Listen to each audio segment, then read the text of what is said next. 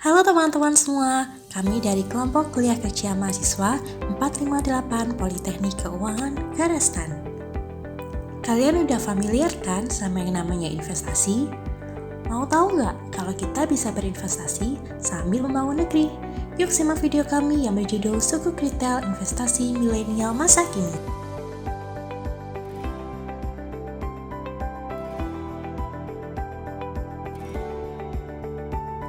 Apa sih sukuk retail itu? Sukuk retail merupakan produk investasi syariah milik pemerintah, di mana investasi ini dijamin aman, mudah, terjangkau, dan menguntungkan loh. Selain berinvestasi, secara tidak langsung kita juga turut mendukung pembangunan nasional.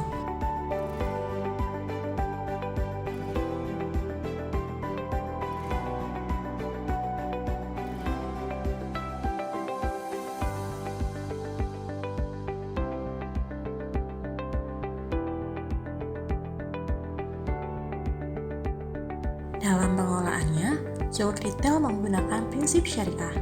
Nah, investasi seperti apa sih yang bisa termasuk investasi berprinsip syariah? Yang pertama, tidak mengandung unsur judi. Yang kedua, tidak mengandung ketidakjelasan. Yang ketiga, tidak mengandung riba. Dan pastinya sudah dinyatakan sesuai syariah oleh MUI.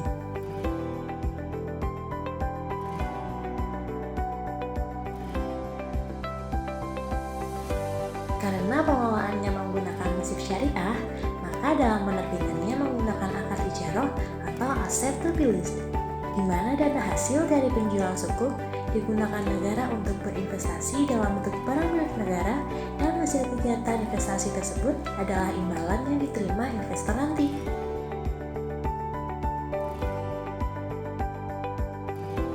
Pasti kita bertanya-tanya, kenapa pemerintah menerbitkan sukuk retail? Penerbitan sukuk retail adalah langkah pemerintah untuk mengait umat muslim yang merupakan mayoritas penduduk Indonesia. Dengan menyediakan sukuk retail, pemerintah memberikan rasa aman dan kepercayaan ke umat muslim bahwa investasi yang dilakukan tidak menyalahi prinsip agama. Jika penduduk yang berinvestasi ke surat berharga negara semakin banyak, maka proyek pemerintah dapat segera diwujudkan.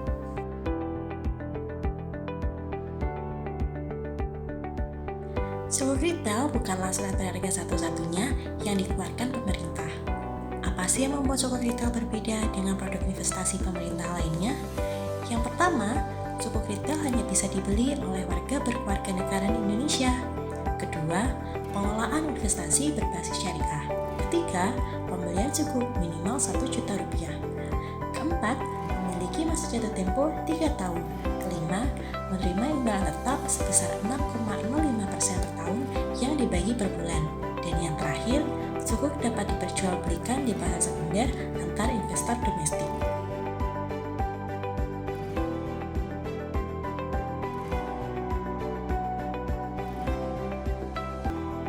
Lalu, keuntungan berinvestasi dengan sukuk adalah: pertama, pokok dan imbalan dijamin negara. Jadi kita sebagai investor nggak perlu takut kalau dana kita tidak akan kembali atau merugi karena sudah dijamin negara. Kedua, tingkat imbalan kompetitif dan lebih tinggi dari rata-rata tingkat bunga deposito Bank BUMN. Ketiga, tingkat imbalan tetap. Keempat, imbalan dibayar tiap bulan. Jadi kita nggak harus menunggu hingga akhir tahun agar bisa menikmati imbalannya. Kelima, dapat diperdagangkan di pasar sekunder. Keenam, nominal pembeliannya tidak memberatkan atau hanya dengan 1 juta rupiah bisa berinvestasi sekaligus membantu negara. Ketujuh, mendukung pembiayaan pembangunan nasional. Kedelapan dan yang terakhir, cepat dicairkan karena tenor sukuk hanya 3 tahun. Sebenarnya, tujuan utama dari penerbitan sukuk sendiri adalah untuk membiayai APBN dan proyek pembangunan infrastruktur Indonesia. Keuntungan-keuntungan yang dijelaskan sebelumnya hanyalah side effect dari investasi sukuk. Maka dari itu, jika ada uang lebih, jangan lupa ya untuk berinvestasi ke sukuk. Nah, jadi teman-teman udah pada tahu kan apa itu sukuk retail dan bagaimana seluk-beluknya? Jadi tertarik nggak sih buat berinvestasi? Pas banget nih saat ini pemerintah melalui Direktorat Jenderal Pengelolaan Pembiayaan dan Risiko Kementerian Keuangan menerbitkan sukuk retail berseri SR013. Makin penasaran kan? Yuk kita simak. Ada 4 tahap dalam penerbitan sukuk retail ini. Proses pendaftaran calon investor melalui sistem elektronik yang disediakan oleh mitra distribusi atau MIDIS. Data yang dimasukkan adalah data diri, nomor SID atau Single Investor Identification, nomor rekening dana, dan nomor rekening surat berharga. Calon investor yang belum memiliki SID, rekening dana, dan atau rekening surat berharga akan dibantu oleh MIDIS. SID adalah kode tunggal dan khusus yang diterbitkan oleh Kustodian Central Efek Indonesia atau KSEI selaku lembaga penyimpanan dan penyelesaian. Kemudian, tahap pemesanan.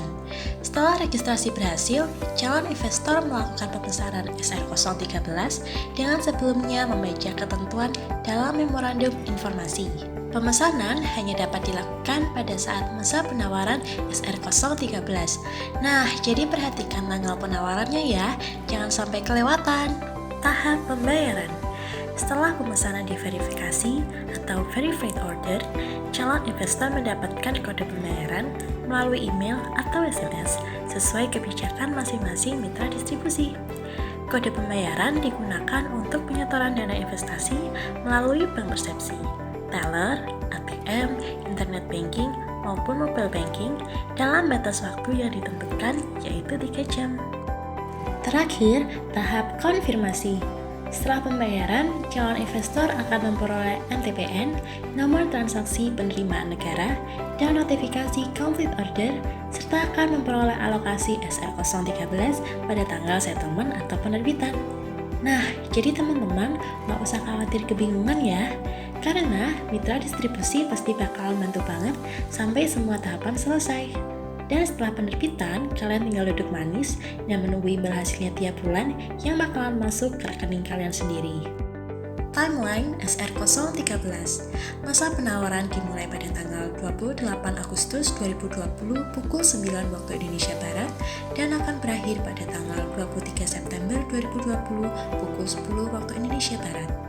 Penetapan hasil penjualan pada tanggal 28 September 2020 dan pada tanggal 30 September 2020 merupakan tanggal settlement atau penerbitan. SR013 mulai dapat diperjualbelikan di pasar sekunder pada tanggal 11 Desember 2020. Nah, jadi kita bisa beli lewat mana ya mitra distribusinya? Perusahaan efek khusus seperti Bariksa, Tanam Duit, Invisi, Bank Umum Syariah, seperti BRI Syariah, Mandiri Syariah, Bank Muamalat, BNI Syariah, perusahaan efek seperti Dana Reksa Sekuritas, Mandiri Sekuritas, Trimegah Sekuritis, Pahana Sekuritas, Sekuritas Sinarmas, Bank Umum seperti BCA, HSBC Bank, Mandiri, BNI, Permata Bank, Bank BRI, Bank BTN, Maybank, OCBC NISP, DBS, Panin Bank, CIMB Niaga, Danamon, Commonwealth Bank, Omega, UB Indonesia, perusahaan fintech peer-to-peer lending seperti Investri, Modalku, Coinworks. Oke, terima kasih teman-teman sudah menonton. Semoga bermanfaat. Jangan lupa like and subscribe ya. Jika teman-teman menginginkan informasi lebih lanjut, silahkan cek di www.kemenq.go.id/sukuk retail. Sukuk retail, investasi rakyat, penuh manfaat.